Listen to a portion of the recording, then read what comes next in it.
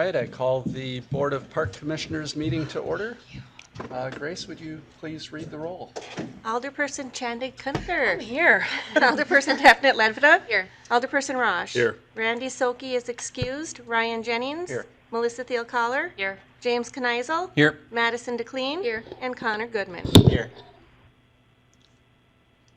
All right, item number 2 is public comment on matters not on the agenda. Do we have any public comment? See anybody online? And seeing none, we'll go to items number 3. Consideration and possible action to approve the Board of Park Commissioners minutes from March 16th, 2023. So moved. Second.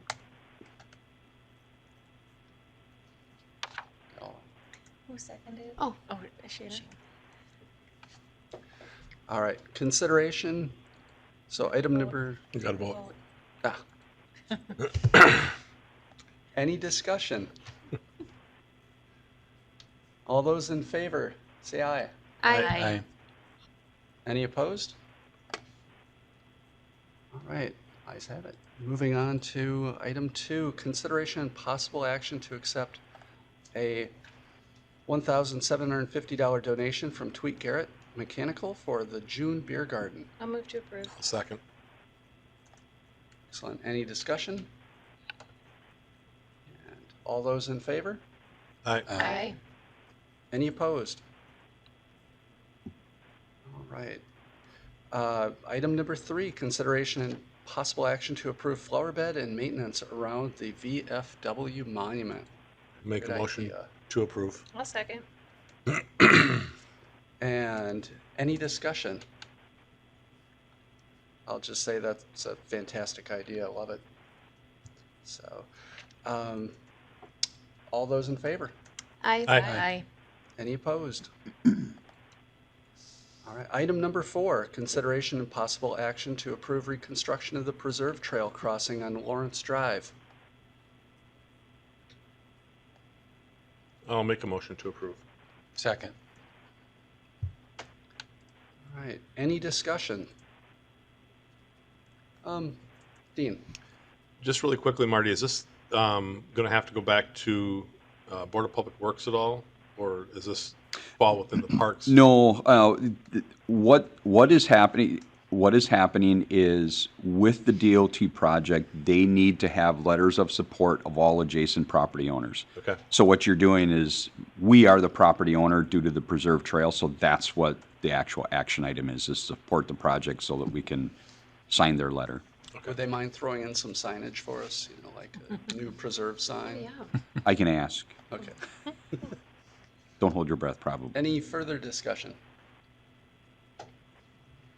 Seeing none, all those in favor? Aye. Aye. All those opposed? All right. And we are up to item number 5, consideration and possible action to approve playground proposal for Legion Park.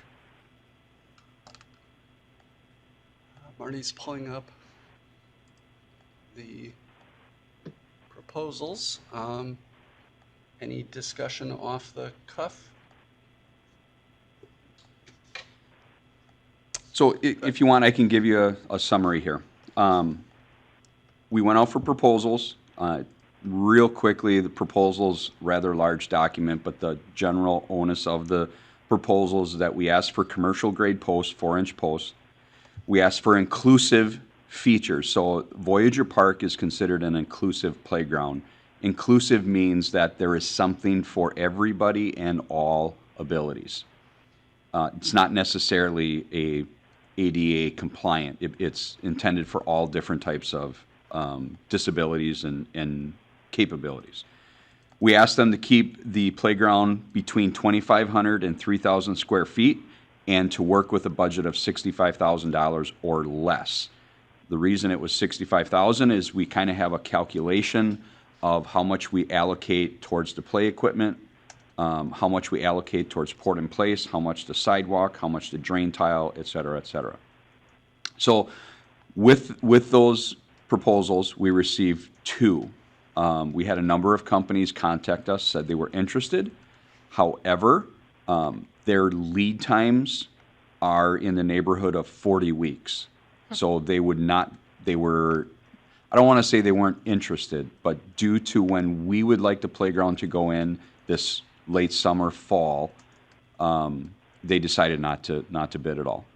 So we had two proposals. Of the two proposals, we received one from Lee Recreation and the other one from Minnesota Wisconsin Playground. Real quickly, you'll look at Lawton soon. Legion, space is not an issue as far as the playground. In Lawton, when you look at later, space is an issue. So the first proposal that we had, let me just bring it up here. The first proposal we had is from Lee Recreation. So real quick summary, the square footage was 3,264. I'll get to that in a minute. The proposal was at budget, so at 65,000. We had internal staff, a number of internal staff look at the two options. This was ranked one of two, so this was ranked higher than the other one as a collective whole. Grace likes the other one, I'll tell you that. But as a collective whole, this one was ranked higher. This one has 21 total play events, and of the 21 total play events, 12 of them are accessible from the ground. Note, as far as this particular facility, our budget accommodates up to 3,000 square feet for port in place. This was 3,264. So in the grand scheme of things, if we could not do any alterations due to the size of the facility, we'd be pushing somewhere between $5,000 and $7,000 over budget. Not a good thing. So I did contact the company and ask them about the ability to either revise, restructure, move, whatever have you, but not reduce the actual play equipment. So in talking with them, they are able to adjust and do whatever we needed, and they were able to reduce a total of 418 square feet, which would bring us under that 3,000 square foot threshold, which would then fit within our projected budget / calculation for port in place. So that was a big concern. Now it's no longer. So that is option number one. Option number two is this one. This is from Minnesota Wisconsin Playground. This one is right at 3,000 square feet. It was at budget, which was at 65,000.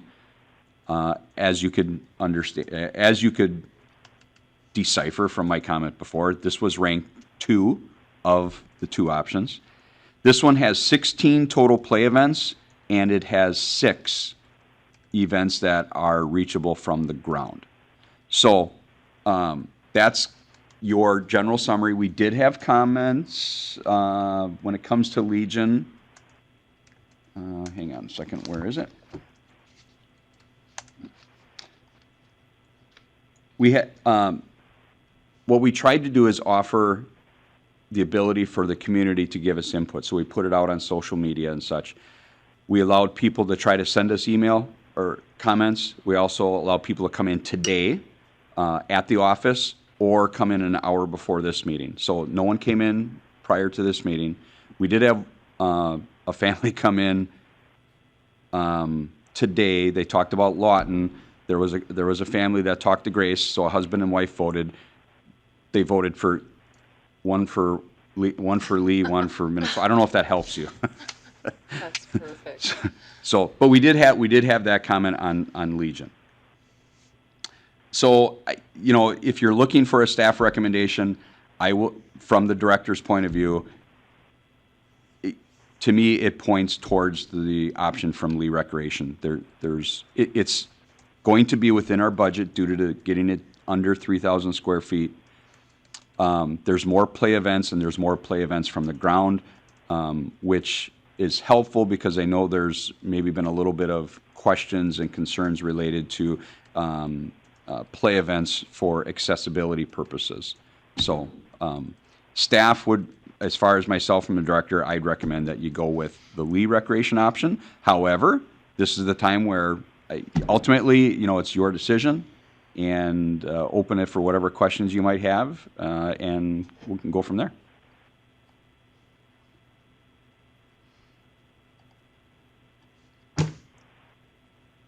So I will say I really like the Lee Recreation one also.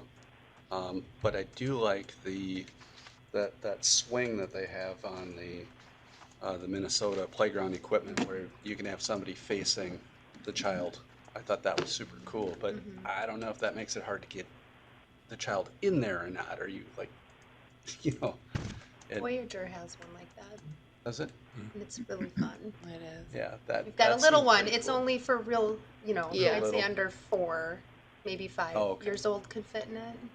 Okay. I don't know if that one was the same, but it's more of like a bucket seat for the Yeah, child. you can see it on the screen right now. It's a person is sitting. Oh, yeah. Oh sitting yeah, in that front. looks like They have it's one of those facing. at no, it's at VFW. Yeah, I like that.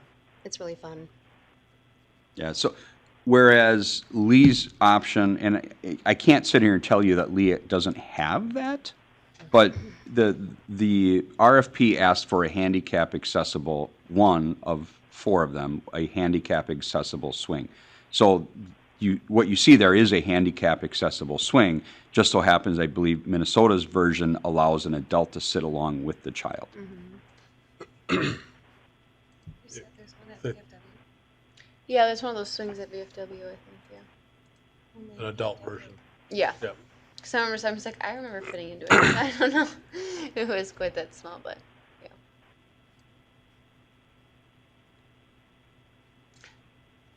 I'll go. I'm fine. I'm fine with the recommendation from staff for the Lee Recreation. It would be nice if you could find out if they have that option. Yeah.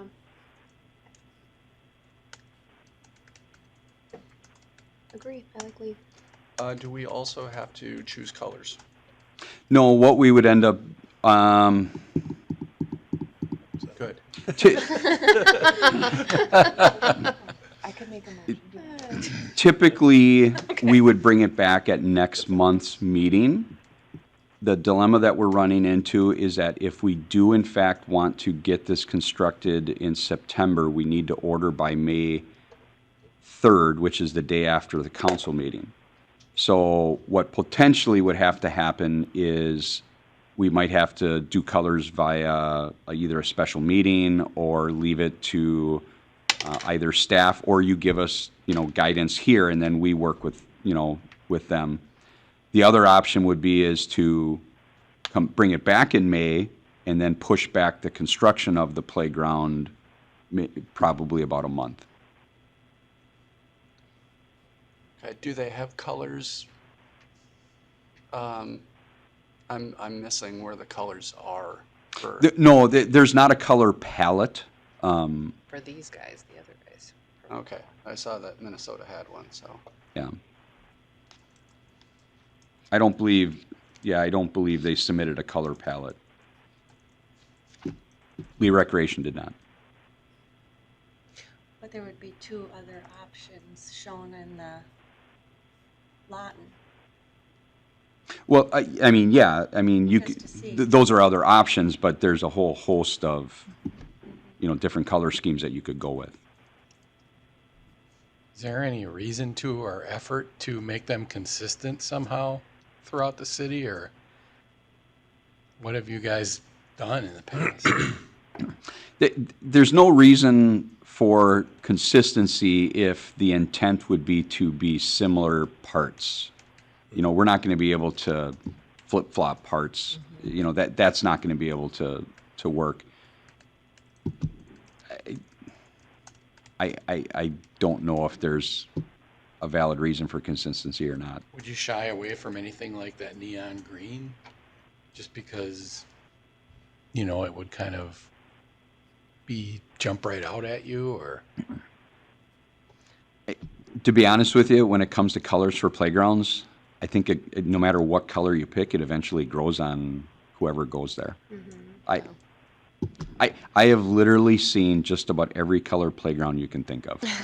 I mean, yellow, red, blue, I green, would say just forest green everything. is like a consistent And in all color. It's always honesty, a I mean, darker the kids that green. are playing I on really it like don't the care lot. about That's the why color. it stood out to I me. mean, The lime greens they too. just want the activity. So I feel like the forest green also blends in with the grass. Like, that's not grass. Did you want No. That's not grass color. Sure, I can definitely make it.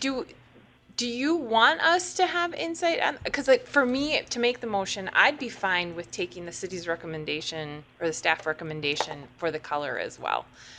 It's fun to pick out the colors, but I would take to expedite this to not hold up production. I think for this circumstance, we could just go with your recommendation. Alternatively, if we as a group wanted to do like a ranking system, if you wanted that feedback, I mean, we're so good at it now with the ARPA funds. I mean, we could do that too. So, a ranking system as in colors? like, if you wanted to give us like pick your top 3 and rank them, we could do that in email fashion and turn it Yeah, around. yeah. You'd have like an idea. the only thing that worries me is making decisions via email. So We still if, brought that back to council. yeah, if Tony says it's okay that I can do that, then great. I that's a way around it, absolutely. I just don't know if we can legally do that. Okay. I don't, that's Yeah, violating Okay. open meetings law. it So- wouldn't? I would. would. Yeah, I'll make a motion to approve the Lee recreation option 1 with the city's recommendation for color because of the expedited timeline. I'll second. Wait, there's one other. Oh, and the swing. Check out the swing. Yes. And I'll still second. Yes. All right, we have a motion and a second. Any further discussion? Jim? Just that I would suggest staying away from red, because red polyethylene fades real easy. We would want to stay away from any color that has a tendency to fade, and typically our vendor is going to have those Yeah, they're not. options that have historically done so. And living over there, I would prefer, I guess, to have it be more natural colors, like the Since it's green called the or- woods. Yeah. Yeah, Yeah. I would rather have it blend in a little bit. They are the redbirds, though. Aw. I don't think True. everyone's red. The other playground at Legion is red though, isn't it? It's like red and No. got red on it, I think. Oh gosh, I Might can't have remember. I feel like forest green is always like a dark green is always like consistent with playgrounds. I know it's only paired with like another color, but I feel like that's always a good color because then it blends in like the background with like the trees and everything too. that's so Like a dark green always looks good. Like you could have an accent color that was a Yeah. little different. Yeah. By the way, I remember wanting to paint the water tower red way back when, and that was shot down. Would have been in orange by now. Would have been pink. Yeah. All right, any further discussion? All right, we have a motion and a second. All those in favor? I Any opposed? Motion passes, and we are on to consideration and possible action to approve playground proposal for Lawton Park. Well, I think I just folded my sheet somewhere. Give me a minute.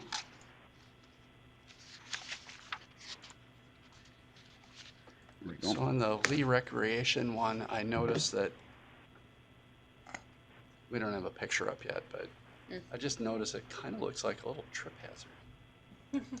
So I'll go through the 3 different options, but one of the things that I wanted to show you first with the 3 options is one of the issues we have with Lawton is space. So we just don't have a big open field where it's not going to look different. So what you're looking at up here on the screen right now is the projected usable space of the Minnesota-Wisconsin playground option. And that is,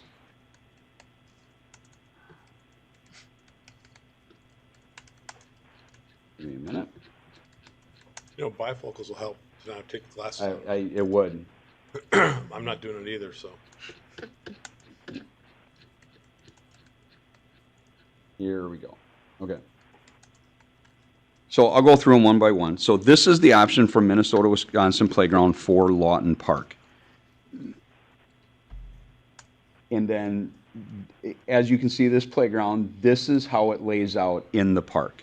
So not not bad, and I think there's some room for improvement there, simply because they had projected their playground to fit tight into the sidewalk. We would not want to do that, so there's probably some ability to manipulate the actual area.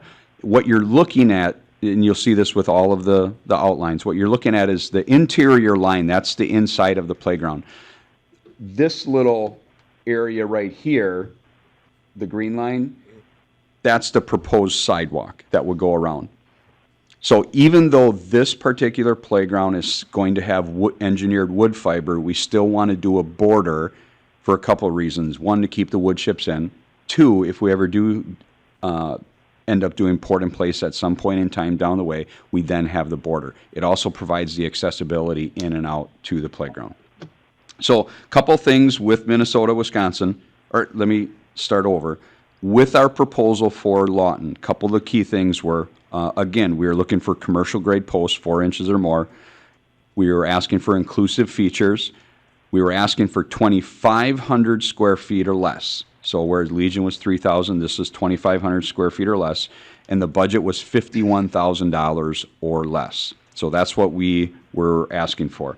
This is Minnesota, Wisconsin Playgrounds option that I mentioned to you. It's 2,300 square feet.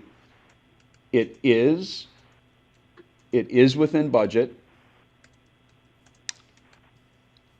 Of the 3 options that we received, this was ranked number 3 of 3. It has 13 total play events, has 9 elevated, and then 4 ground level. So 13 total play events, 9 are elevated, 4 are ground level, or reachable from the ground. One notable... I'm sorry, that's accessible. Before. Yes. Okay. One notable point of this is that it does not include a swing set. Okay, so that is... I wouldn't have. Let's see here. Okay. This one is Lee Recreation. We call it option number 2. This is a little under 20, negligible in a number of feet, but it's basically 2,500 feet, which is what we requested. It is within budget. It is ranked, from the internal standpoint from staff, it is ranked number 2 of the 3 options. It has 16 total play events. It has 9 elevated and 7 ground. It also, whereas Minnesota doesn't, it does incorporate a double base swing set. And this, let's see here. This is what it would look like. And please keep in mind, I do not have the capabilities in GIS and CAD drawings to get it right down to the inch. So I did the best with the tools that I have. This is close. It's, give or take 2-3 feet or so. But it's close. So but it gives you an idea of what the playground would look like overlaid onto Lawton Park.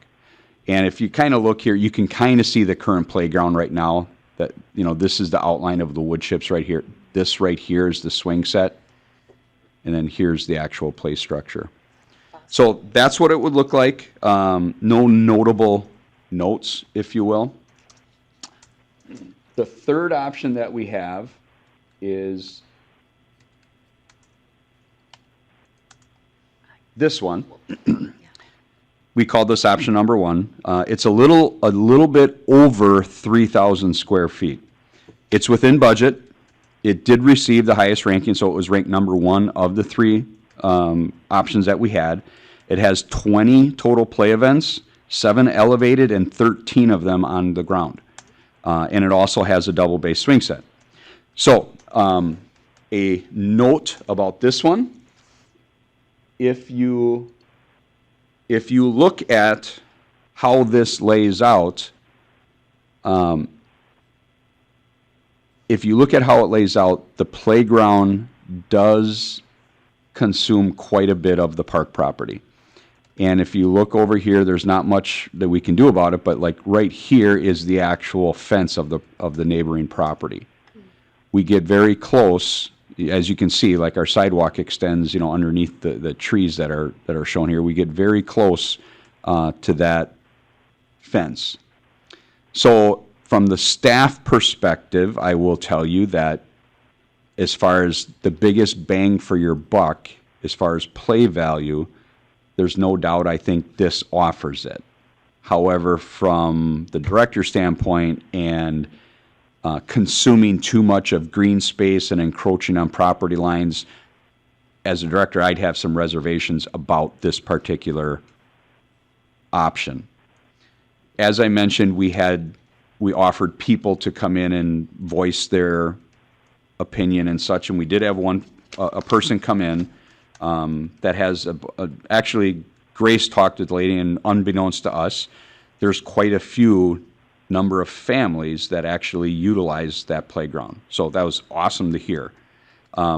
They actually indicated their top choice was this one. So the second option that we showed you, however, the one comment that came from them was that this play option is what they said they liked. However, they would like to see this little device go away and have it replaced with this little device right here. Down on the One bottom. down the Bottom bottom right. right. Oh, here you go. Yeah, better. There you go. Right there. I don't know. I didn't have a chance to talk to Lee Recreation if that's an option. I'd have to assume it'd be pretty close, as far as cost-wise. So, going back, those are our three options. From internal staff, they did rank this one highest, and it does give you the most play value. From the director's standpoint, I would have some hesitation of doing this particular option due to the amount of green space it consumes at the park. Oh, great. Grace and Shayna both. So Marty, when you laid this out and you have that large rectangle, is that the length of the rectangle includes the swing set going in almost like a T shape? Yeah, let me, Or do I have that? the swing set goes long, so if we look at, it should be right here. If we look at this right here, how it lays out, and actually it really doesn't matter. The play set would be here. The swing set actually runs this way. So if the thought process, you tried to run the swing set this way, what happens is our boundaries actually have to extend further this way. We can shorten things up, but it actually has to get bumped out further this way. And we really don't have the room to do that. Now, the one thing I will tell you, with the actual playground, this is a straight rectangle. There is room, and it's hard for me to show you, but once you get to say about here, we're able to duck in a little bit because the swing sets don't need as much. The rectangle is there for ease, as far as port in place, but we can adjust that sidewalk just so as long as we don't encroach inside the fall zone. The fall zone is a little bit skinnier running this way with the play set. It's a little skinnier than what the actual play set is. So we're able to bring that in a little bit, but nevertheless, this is pretty close to what you would see.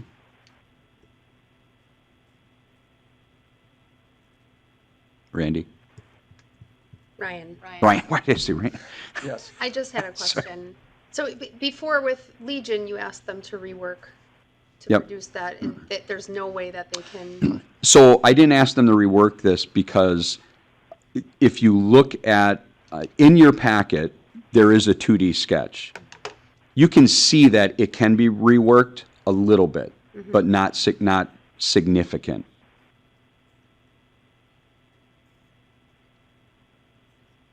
Ryan? Yeah. Melissa? Melissa? Thanks. My friend from the west side. I drive by that park twice a day, every day, and it is used, and it is amazing because the play equipment there is not. It's old and tired. It is correct. But I don't see kids like using the green space. So when I hear your concern about lack of green space, other than needing it for different types of playing and that sort of thing, what would be your concern for not having enough green space? So, well, there's a couple of concerns. The one concern, and maybe it's just a personal opinion, but I do worry about aesthetics of a park, that it's a playground and no green space. So it'd almost be like, our playground is one big parking lot and there's no green space to go with it. I worry about, this gives us an idea, but until you physically go out there and stake it, you don't know. And what I worry about is how close do we actually get to that fence? And, we haven't been out there and looked at, if we get close to the fence, is there an elevation drop? I don't know. We haven't gone out there and surveyed it that much because our intent was to try to keep it 2,500 square feet and under. It's close out there. It's tight. Yeah. Can I just say a couple of other comments that the resident came in? Can you put up that? Oh, yeah. That one or So- this one? We'll go back to the other one first. Okay. One of their concerns with this one was the two different towers, and the way to get to each of the towers is those climbing structures, and they didn't like the safety of the kids trying to get from one tower to the other versus, go to the other one now. This one is enclosed, so they can, walk the bridge between them. They also mentioned about the green space, that nobody uses the green space at the park. It's always, the kids are always on the play equipment. But they just liked the safety of the getting between the towers of that one. Ryan, the other comment too about why wouldn't we want, we're running into this scenario at Kelly Danon, but we're putting it there because we have no other choice. But when you put a playground in very tight, we're going to be very tight to the sidewalk. Granted, it's only maybe 5-10 feet, but the closer you are to the sidewalk, the closer they are to the road. So, and then, what we fear about is a little 3-year-old having a great time, not thinking about it. And, if they're on a play set right here on a slide, does something distract them and they run to the road? These are little things, but the further away that we can keep them from the road, I feel more comfortable. So could you show the layout of the other recreation one? That one? The layout or the actual playground? The footprint? No, the layout. This one, okay. So that one just buys a little bit more space. Dean, Ryan? I guess my first thought as I'm watching this is that the number one proposal that people voted on really doesn't meet the specs for the RFP. From a price standpoint, it does, but from a dimension standpoint, it didn't. So they didn't meet the requirements of the RFP. I think that I like the idea that the family had, which is like this one, but want to bring that other circular piece in. So they want to bring that one over to option 2, I believe, correct? Yeah. So I like that, and I will say, no matter what we do from a safety standpoint on these, somebody's going to get hurt, because I will tell you, if you look at the bottom left with the monkey bar things, when my daughter fell off of those and broke her arm,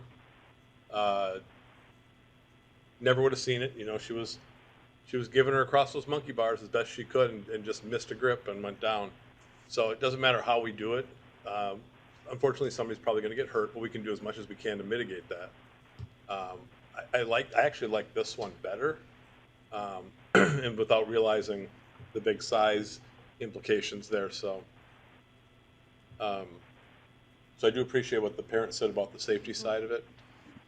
I think, either way, it's fine. I don't think that these playground equipment manufacturers are gonna put stuff out that's inherently unsafe, because obviously they got liability behind that.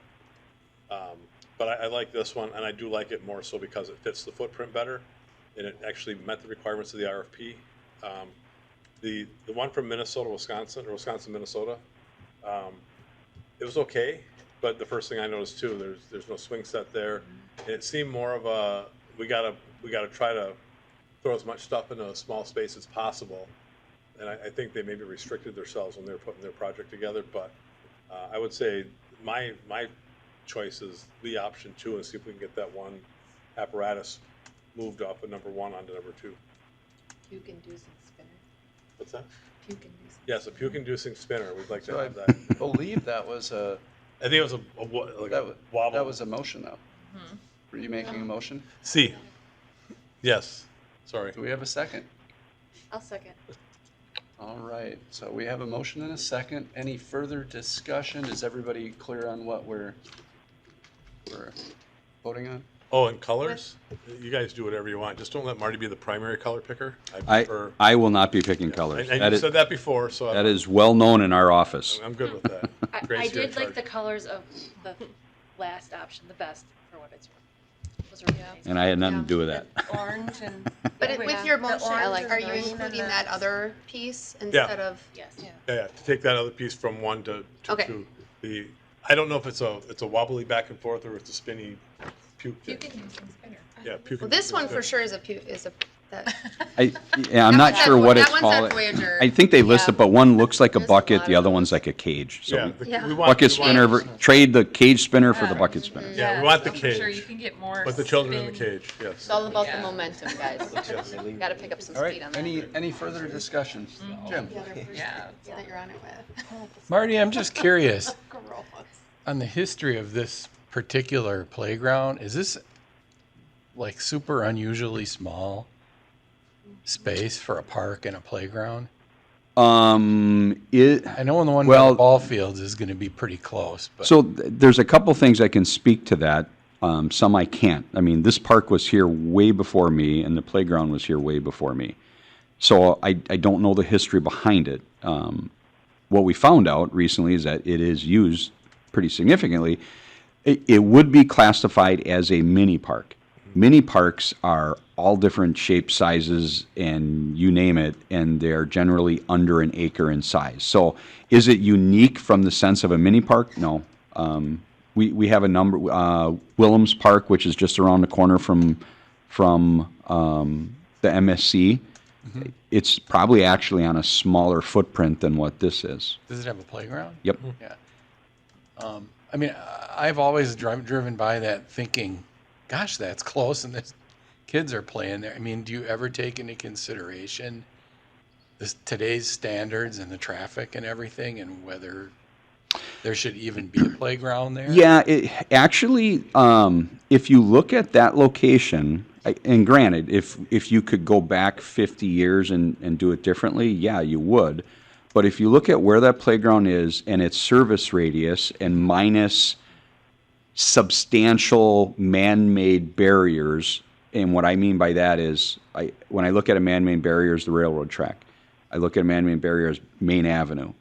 I don't look at Fort Howard as a man-made obstruction because it doesn't have the same traffic as, Main Avenue.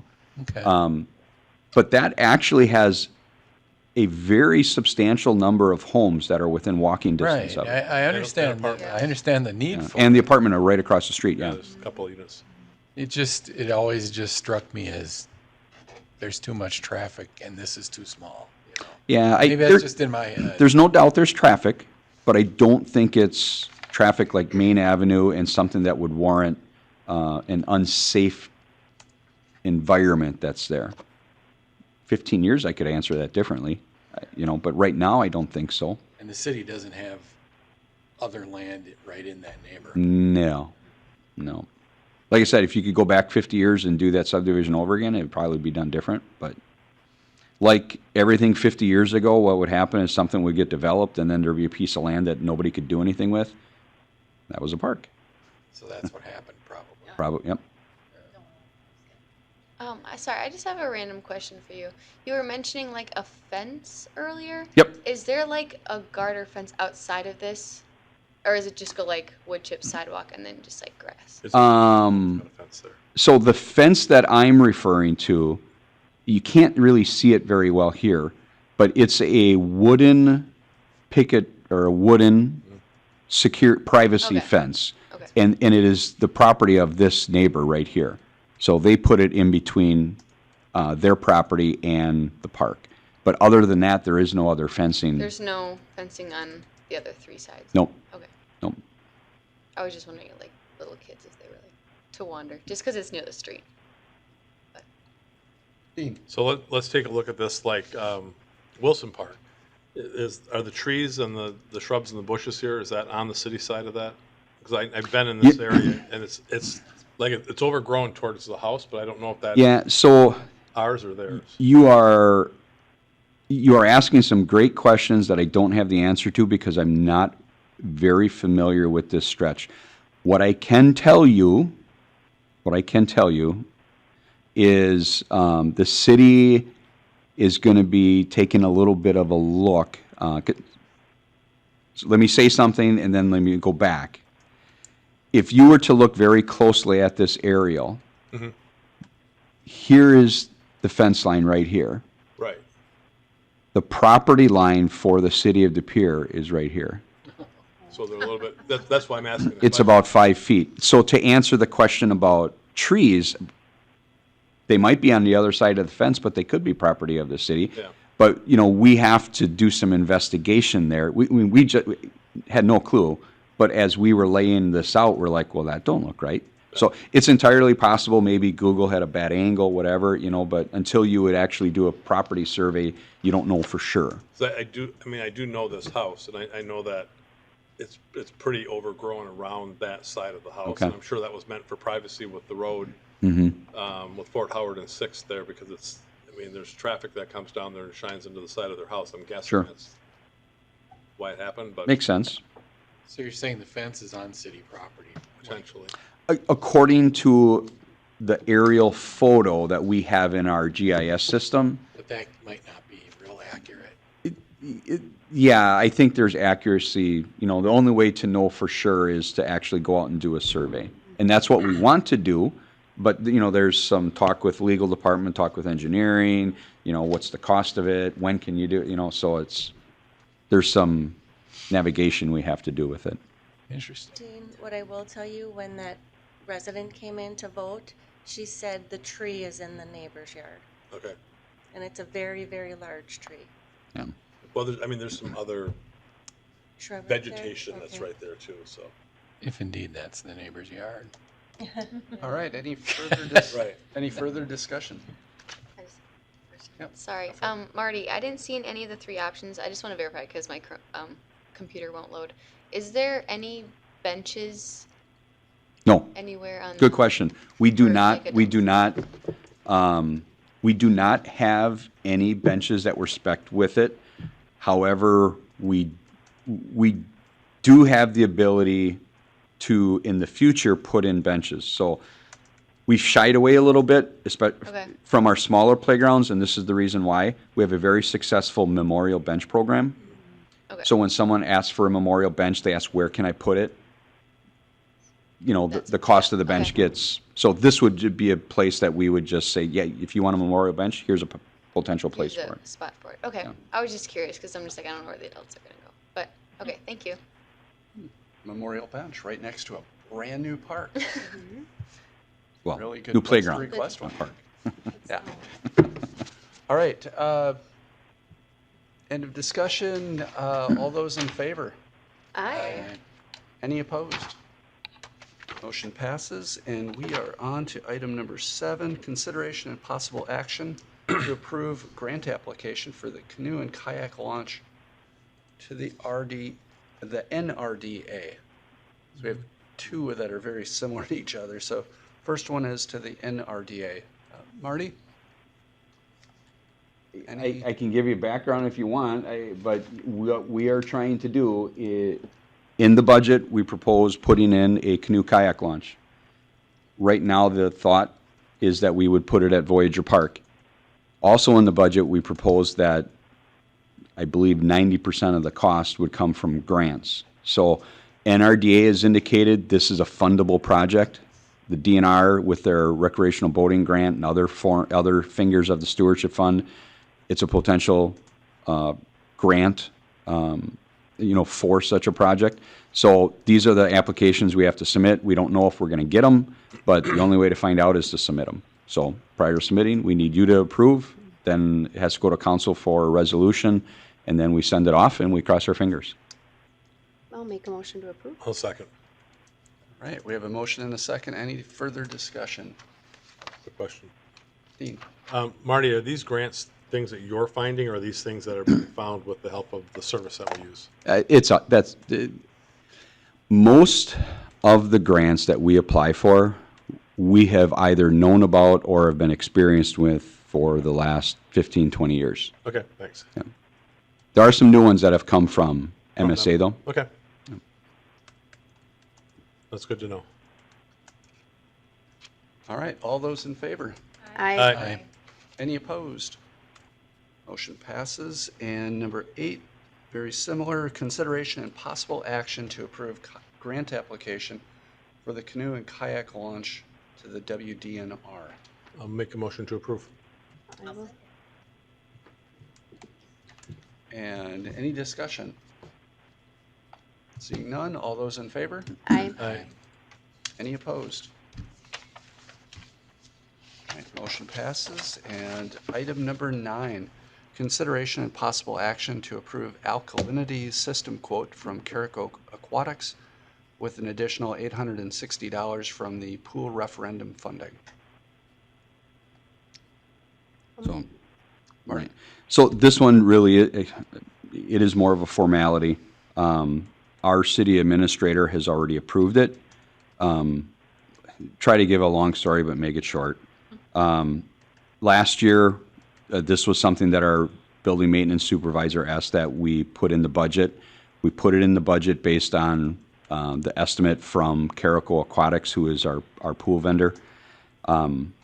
Fast forward to we ordered it.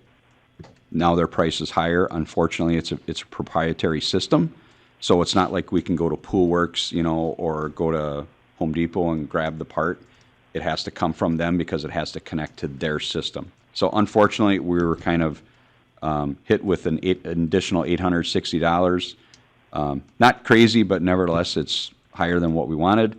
The reason the city administrator approved it is because the amount of lead time after ordering it, we wanted to make sure we got it here in time so that we could plug it into the pool and have it up and running.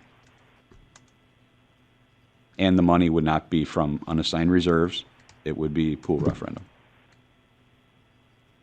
All right, I'll make a motion to approve. I will second. Any further discussion? All those in favor say aye. Aye. Aye. Any opposed? Motion passes. Item number 10, discussion of Nelson Pavilion budget breakdown. Right. Marty? So I'll give you real short. Prior to going to the action item, I wanted to give you a picture of where we are at. If you look at the bid that came in, it came in at 1.5-ish, and that was roughly our estimate. So initially, everyone's like, oh, that's great. We are in budget. Not really. We're very close, but a couple things, have happened that have kind of thrown us a little bit of a curveball. So if you look at the spreadsheet that I gave you, it basically outlines that we are about $130,000 over budget right now.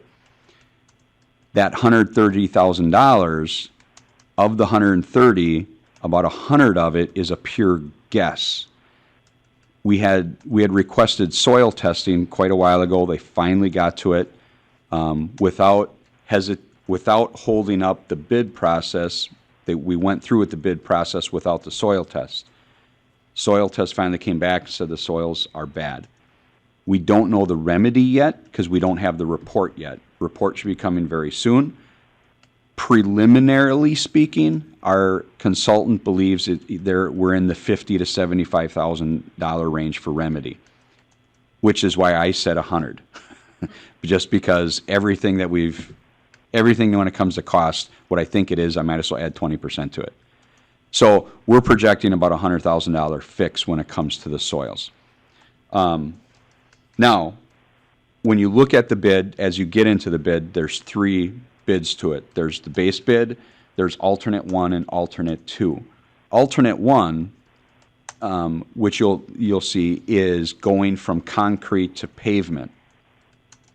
That was a $6,000 increase. We were expecting it was going to be a decrease. Ultimately, we want concrete, so as staff, we would say, don't accept that one. Alternate 2 is taking the interior of the multipurpose room on the ceiling.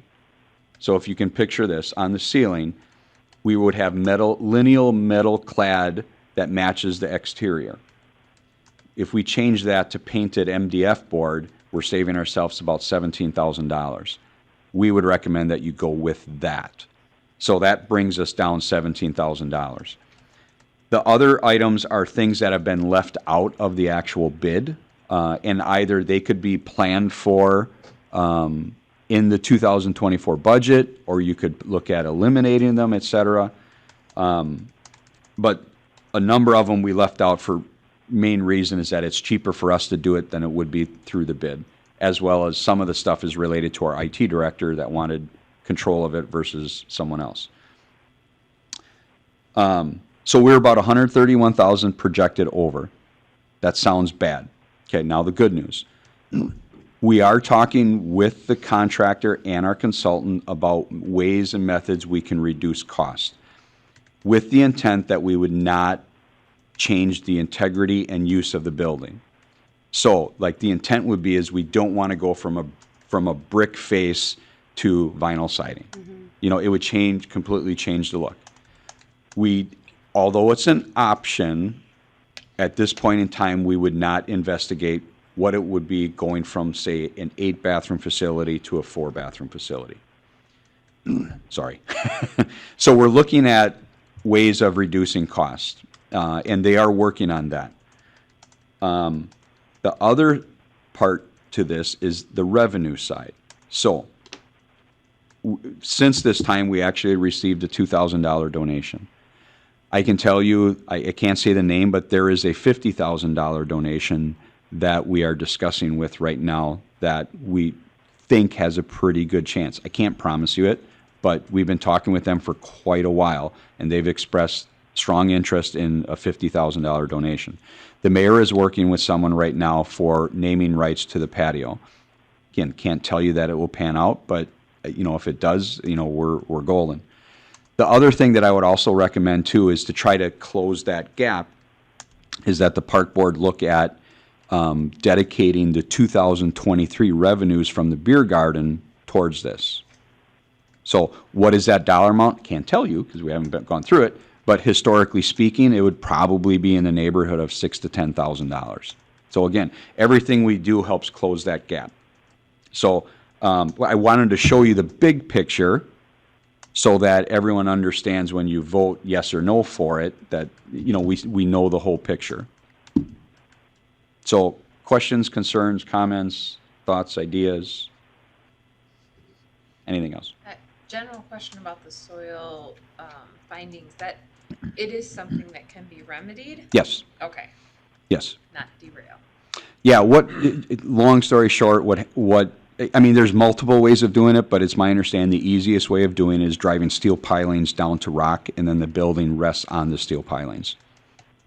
So the other option is removing like 19 feet of black soil and bringing in clay. I probably don't want to do that. So, but it is very fixable.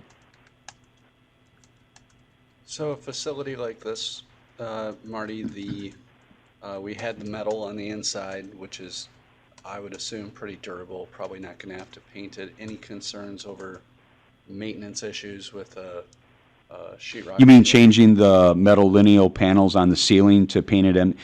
Yeah.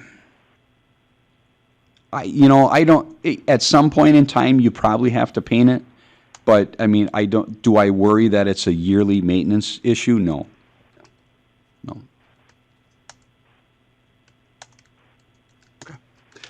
That was a discussion item, so we can, Yep. there's no. Yeah, there's no action for this, but I wanted to show you the picture of what was going on.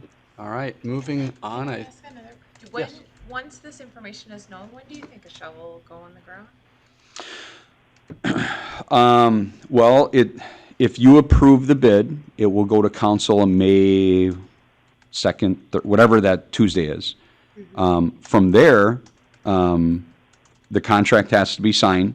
That's typically 1 to 2 weeks. A lot of times, the company will start mobilizing a week or two after that. So, I mean, we realistically could probably be looking at like a shovel groundbreaking ceremony first week of June, maybe, end of May. Very cool. If all goes well.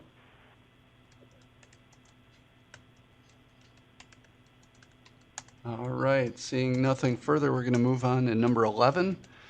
Consideration and possible action to approve the bids for the Nelson Family Pavilion.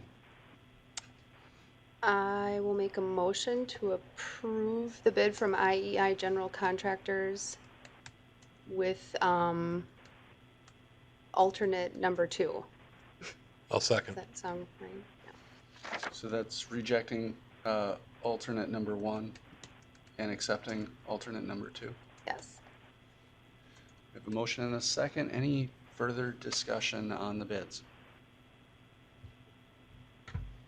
Seeing none, all those in favor, say aye. Aye. And any opposed? Very agreeable bunch tonight. Motion passes. Moving on to the review and discussion of the proposed capital improvement plan. That's the great big sheet we've got. Marty, you want to start us out? So I gave you the memo in hopes that I wouldn't have to give you a big long spiel.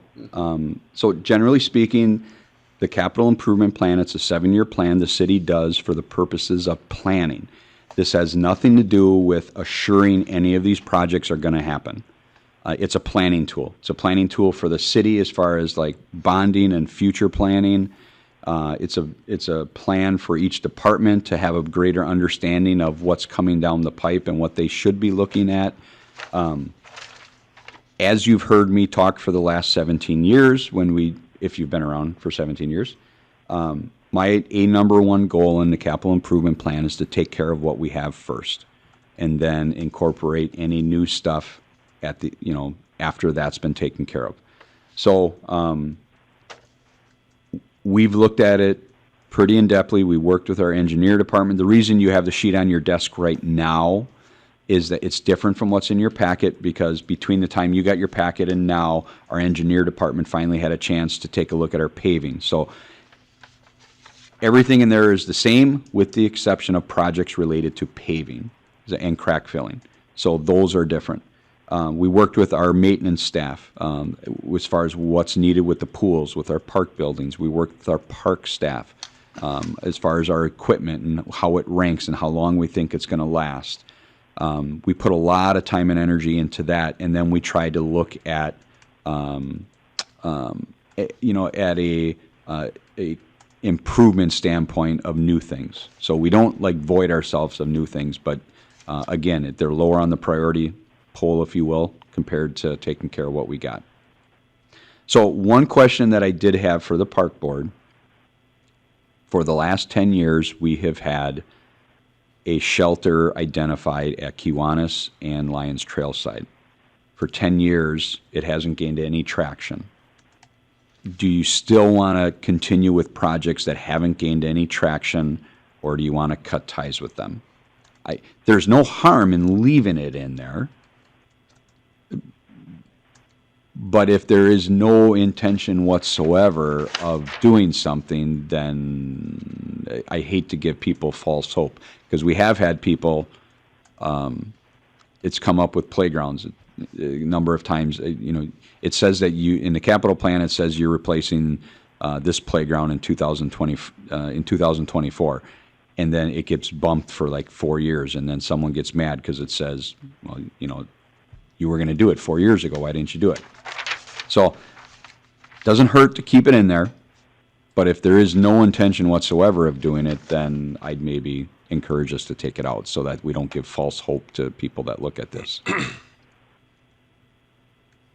So the Questions? two that you've got listed in your memo are the Kiwanis Shelter and Samantha Park. Oh, Shelter. Samantha, I'm sorry. I said Lions Trailside, didn't I? Yeah.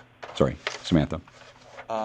So those two are on there, but you also say restroom buildings, and Lions Trailside is on the CIP as well Yep. as a possible one.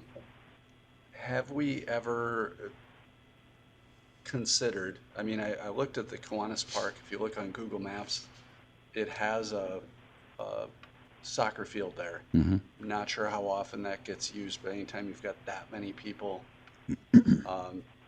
it would be nice to have a restroom.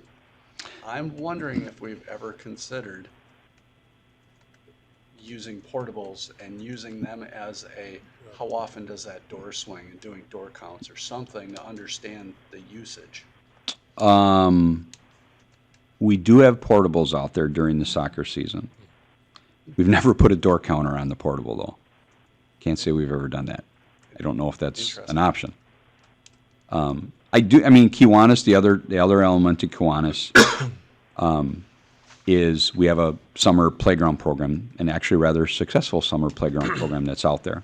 And we're challenged by the fact that we don't even have water out there. And actually, if you look into CIP, we do have it as a high-ranking project to provide water, a water fountain out there, so that staff have something. Would be nice, but I do think you have to look at what is the realistic chance of building a restroom in the amount of about $200,000. So keep in mind, the restroom that was built out at Legion, very basic restroom. It's not huge, it's not fancy. That was $157,000 3 years ago. And that was on existing. No, we tore down the old one and built it at the same location, but we started it from scratch. Right. Melissa? I apologize for not knowing this, but with the addition going to Waterview Heights, is there a park plan for that additional subdivision? And if not, do you foresee the traffic being even higher at the Kiwanis Park and the use even higher?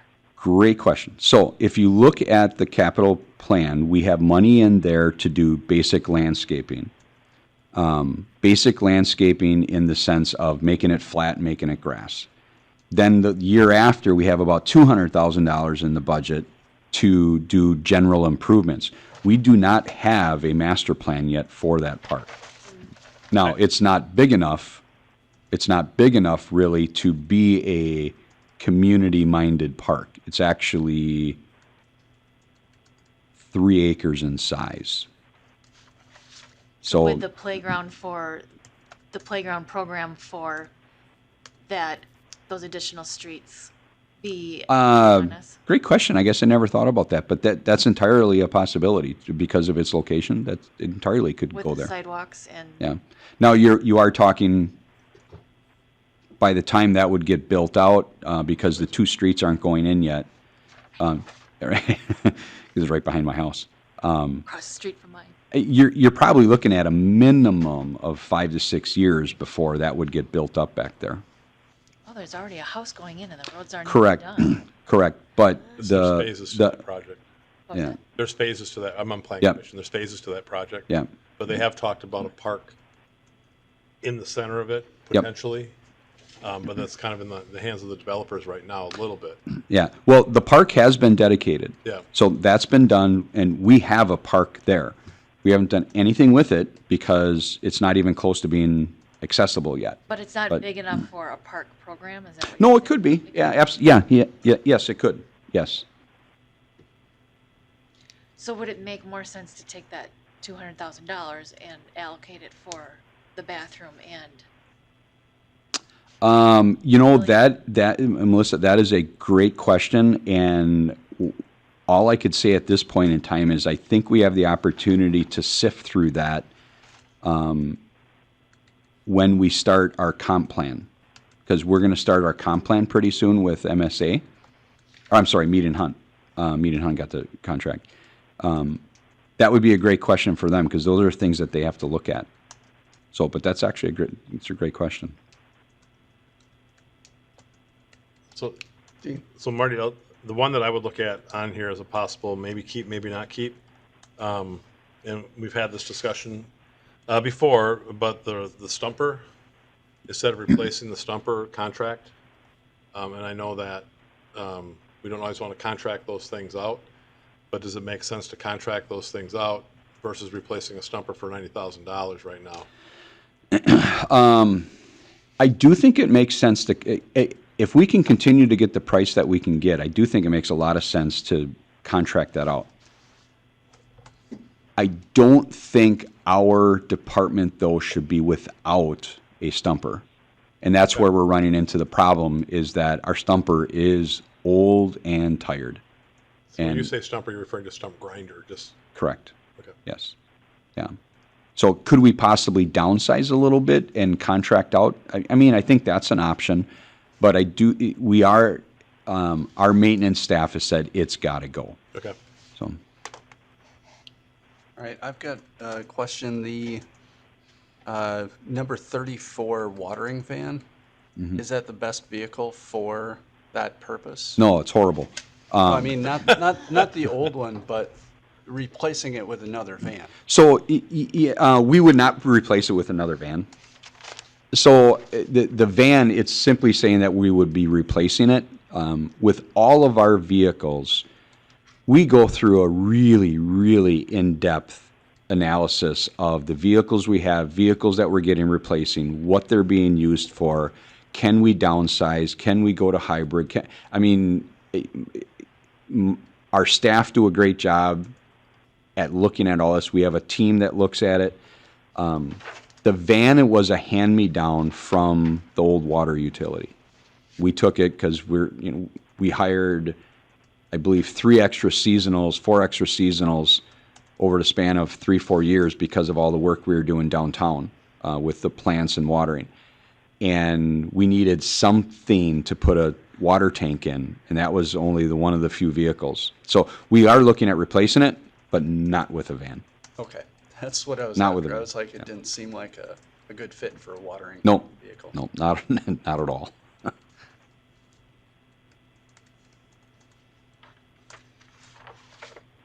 Any other questions?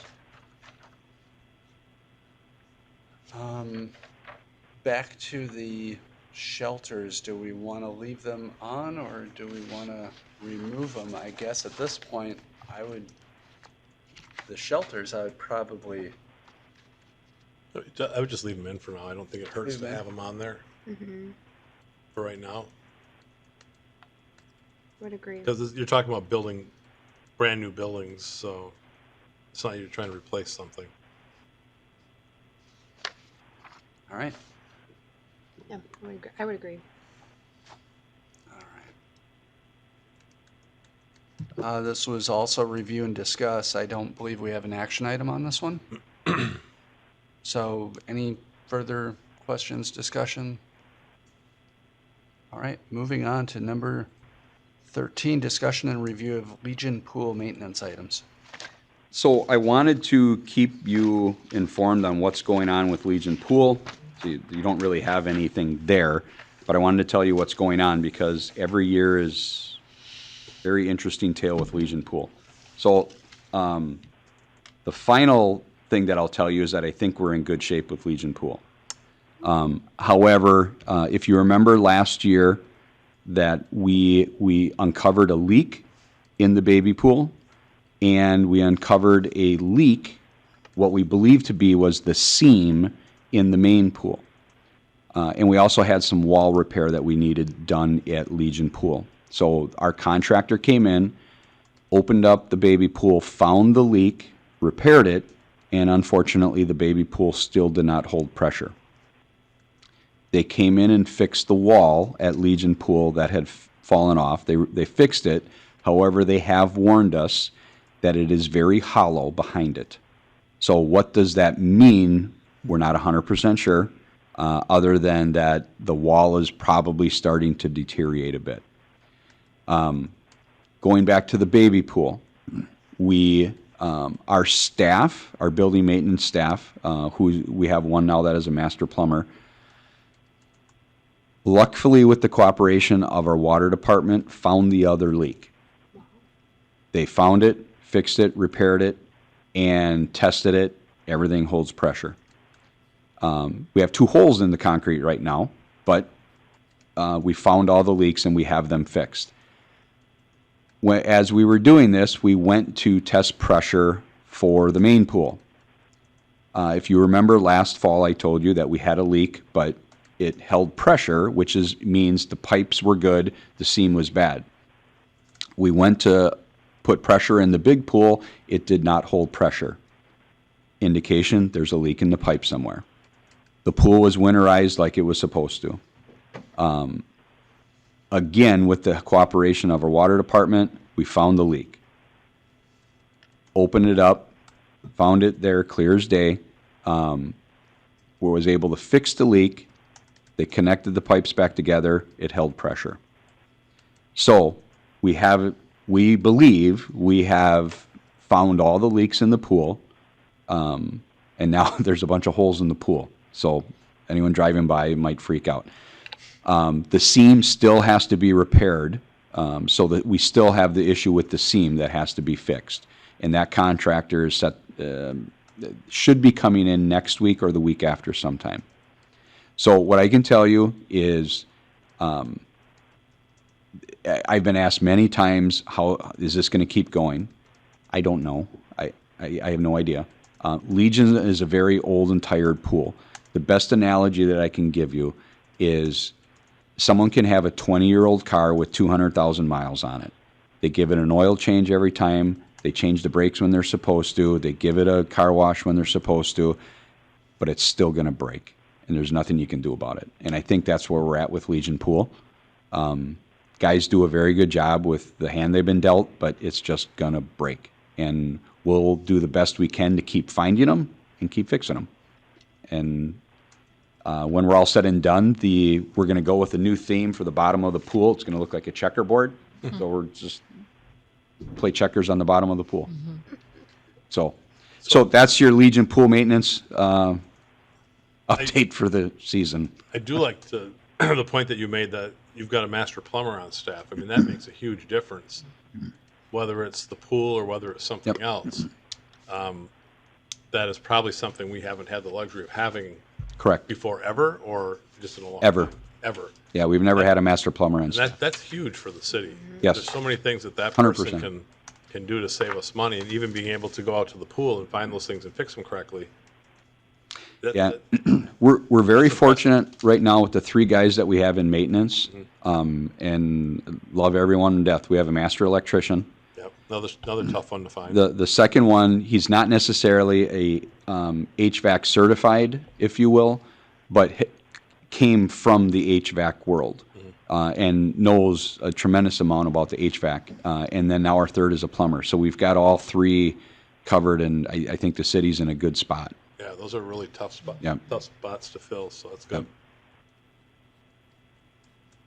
Yep. Any further questions on that? Seeing none, we are moving on to consideration and possible action to approve the financial statements for the De Pere Ice Arena. Did everyone notice my comments about the ice arena, by the way? You had them earlier on, correct? Within the capital improvement plan? Okay.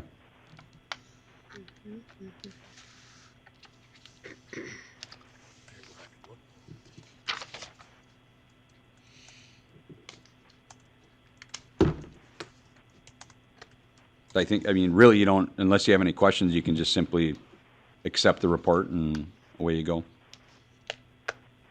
I'll move to accept the report. And I will second. We have a motion and a second. Any discussion, questions regarding the financial plan for the ice center? Dean? Just because I seem to bring it up often enough, and just wondering the life of this ice center for us. I know every year you tell me it's all good, it's all okay. I just, Yeah, so going back to the CIP, I met with Don Chilson, and there is a slow-growing concern about the long-term sustainability of the rink. And when he says long-term, what he means is there are structurally the thing's great, but there are some big-ticket items that are coming down the pipe that have to be addressed. So what I'm recommending, I have, over the last 10 years, I've probably had 2 or 3 conversations with the user groups out there that they need to take ownership of the facility because the city cannot continue to, drop $300,000 for a chiller and, $250,000 for dash report and that. They can't do that. And it's not likely that that'll happen. I don't make that decision. I'm just telling them an opinion. So what I'm recommending is that next year, from the Ice Arena Fund, that we contract a facility needs assessment and condition report. And that will give us a real good idea of A, what's wrong, B, how long certain things are going to last, and C, how much is it going to cost. And then hopefully that triggers urgency from everyone. so my question related to that is, that is city property, correct? Correct. And that's a city building? Correct. So, and the reason why I bring it up is I'm not anti-hockey at all. I'm not a big fan of it because I just don't understand the game like most people. Very similar to soccer. But with skates, I get it. Yeah, I know. It took me a while to figure out with the icing and the line, all that stuff. But anyway, we do have we have Cornerstone not too far away, which has a lot of ice compared to this one. And I get that we've had this here for a long time, but long term, is there something better that we can do as a city with that property versus dumping money into this ice arena? And so it's not about not supporting hockey. It has to do with the fact that it's been nickel and diming us for quite a while, and I think as you just said, it's probably going to get worse. So when do we pull the plug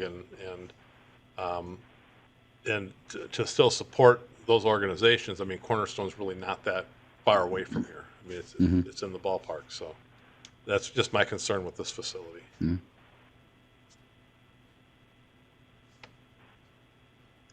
Any further discussion? All those in favor? Aye. All those opposed? All right, that is it for the regular staff updates on the amendment to the tree removal agreement. Marty? So if you remember, last year we had an agreement with a contractor to remove trees and stumps. We worked with city council and administrator, et cetera. Long story short, we amended that agreement with ARPA money, and that agreement has already been signed and put in place. The great news is when that contract is done, we will have all of our ash trees and stumps cleared. We'll be done with the EAB onslaught, and then it will be focused. The focus will go back to maintaining and then probably planting, which will, different conversation, but, hopefully that works itself in there. So it's good news. I mean, there's daylight at the end of the tunnel. Any future agenda items? Chair and vice chair. About Wilson Park, I'd like to know where we are on allowing volunteers from the community to help clean up the park. Well, Good question. it's a good question. Can't really discuss it. It's really, we could have a Wilson Park topic. Yeah.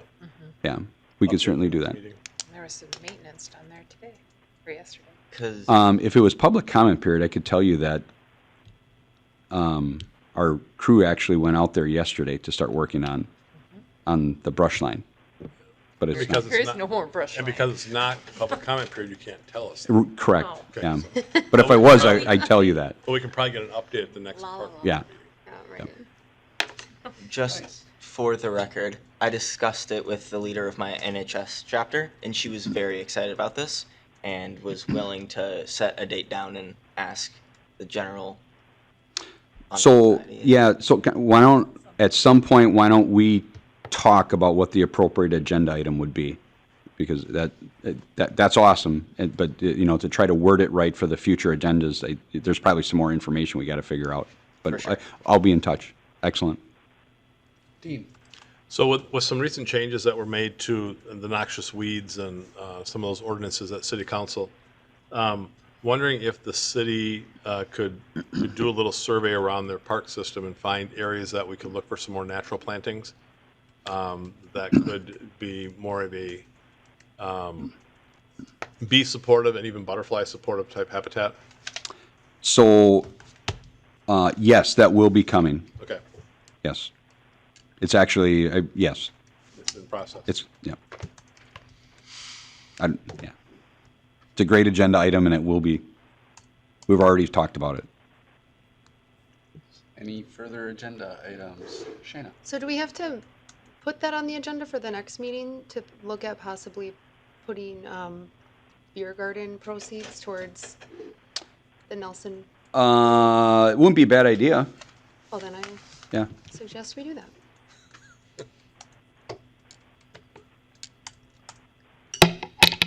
All right. That's all for the meeting. I would entertain a motion to adjourn. So moved. I'll second. All those in favor? Aye. Aye. Any opposed? Motion passes. We are adjourned.